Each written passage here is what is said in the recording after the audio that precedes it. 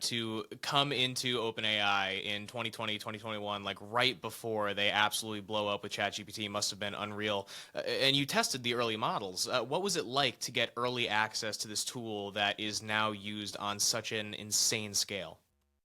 So there's a funny story behind that because in those days, everyone was home online, either on Twitter or on Clubhouse, just locked in their homes, trying to find something to do.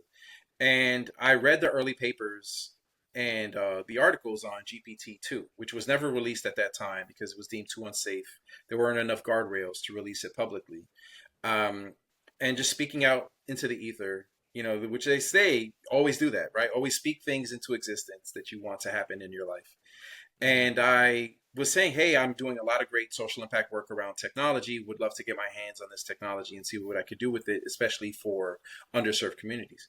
Sure enough, I had a DM on Twitter, and I opened it up, and it was Greg Brockman, the co-founder of OpenAI, saying, "Hey, shoot me your email. I want to give you access to this thing, GPT-3." So of course I'm losing my mind, jumping up and down to my wife, and she's like, "Yeah, I'm so happy for you." She didn't know what I was excited for. I barely even knew what I was excited for.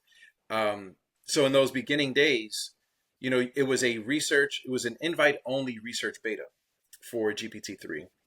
So I'm part of this early crew of less than 100 people around the globe that got access to test that out in the early days. And back then you had to you had to submit a proposal for how you wanted to use the AI. You couldn't just publish or deploy anything that you wanted. And some of my early testing and early proposals were around social impact, education, bias, diversity, representation, things that mattered mostly to me and the work that I was already doing. And Ashley, who was my early connection at OpenAI, who took that time to meet with me through a Zoom call to review my proposal, said, "Hey, we're going to decline your request because you're creating what are known as like high risk or life and death uses of AI. But we like the way you're thinking about this tool. No one else is testing it for these types of use cases. Do you want to be an ambassador?"